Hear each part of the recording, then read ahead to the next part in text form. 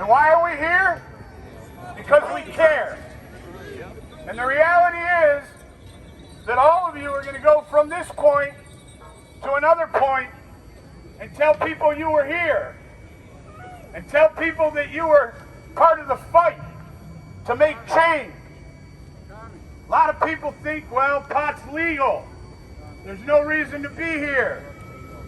Still can't smoke a joint in public. How many of y'all got a joint on you?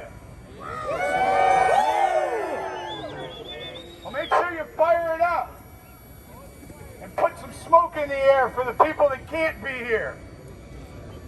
And remember that there were people that never made it this far, that fought real hard to get where we're at. I don't come out here and do this for me. I hate this, actually. I stress over this. I was scared to death that nobody would show up. Then I was afraid that thousands would show up. The reality is that we're going to have the largest impact in Ann Arbor that they've seen in months. Because you're all going to go to restaurants and you're all going to shop and you're going to spend money in this town. And they may not admit it, but they appreciate us. And the way they show their appreciation is that they don't arrest us and they don't fuck with us. Now, the reality is this: if you parked at a parking meter and you get a ticket, gladly pay it. It was worth $10 to fucking park a block away. That's right. Yeah. Okay? Yeah. I didn't even bother feeding the meter. Cheaper. Just pay them their $10. But I appreciate y'all coming out. I spoke with the cops earlier, the lieutenant. We couldn't get Lieutenant Dan. We got Lieutenant Paul. But he seems pretty cool. He wanted me to remind you folks, you can't sell anything on the diag. That's university problem policy. So that means you got to give your weed away. Yeah. That's okay. It's legal to give weed away. Also, I told them we wouldn't do much in the way of a program. Because the reality is we're here to protest. There may be some people up here that have a few words and would like to say something.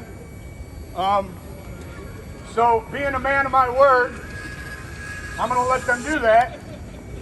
And I encourage the lieutenant to come up and stop them. But, Matt, come here. Breathe, baby. Breathe in the freedom. All right, so here's the deal. Slide in here, Mr. Gentleman. Yeah. We're not supposed to be smoking. What's your vape? But that's okay.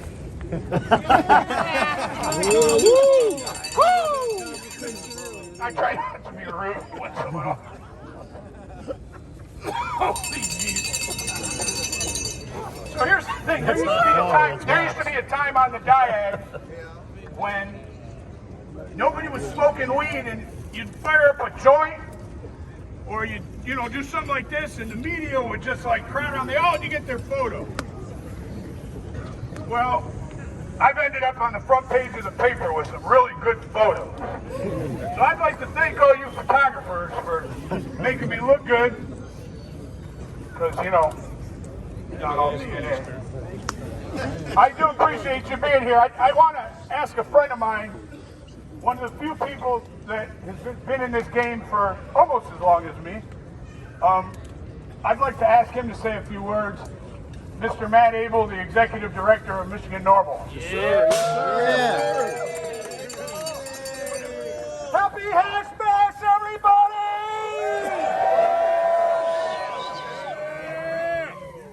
It's a big honor for me to be actually the first speaker here after Adam Brook. I had no clue.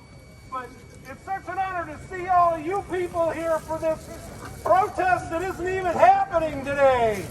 How incredible is that? Awesome. So remember, a lot of people tell me, you know, they say hash bash is a celebration, and I have to continually remind them that it isn't. If this happened after John Sinclair got locked up, and then the Supreme Court said the laws were all cruel and unusual, threw them all out, and so the legislature passed new laws. And on April 1st, those new laws took effect. And that's why people showed up here to protest. And so that tradition carries on. And I don't know who the idiots were who wrote that law that said you can't smoke in public. Oh shit, I was wrong. Damn, how did that happen? Well, it was a compromise, right? Well, you know what really annoys me is people smoking tobacco in public. Yeah! That'll kill you, but that's legal. And one of the things I learned recently is that, you know, there is no testing for heavy metals and other shit like that for tobacco, but the tobacco companies have an exception, and they put whatever they want into it. But here, if you want to buy cannabis at a retail store, it's all been tested and made sure it doesn't have any of that poison that could kill you. Not that it never did. My point is that they allow that poison in tobacco. Have we not learned anything? I always thought it was the tobacco that killed you.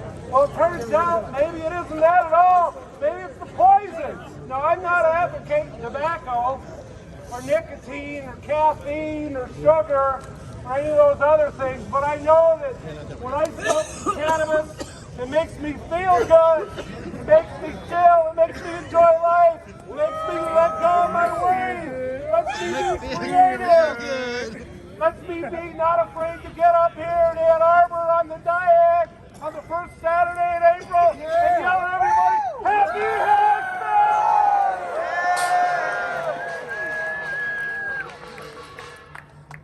I've been informed that our hero, Mr. John Sinclair, is in the house!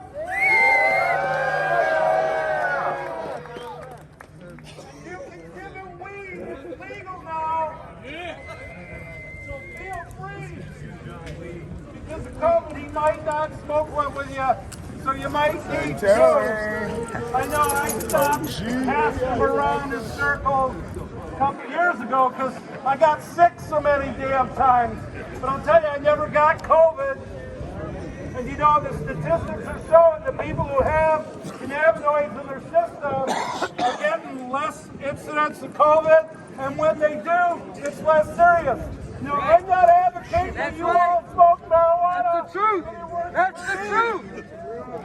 So, Bear, how are you looking? Right? And antimicrobial. Without further ado, let me introduce to you the one and only, the man who's here on the West Coast, he's on the East Coast, but he's a Michigander, and he's been fighting the drug war longer than I have. His hair is grayer than mine. His voice is more sore throat than mine. And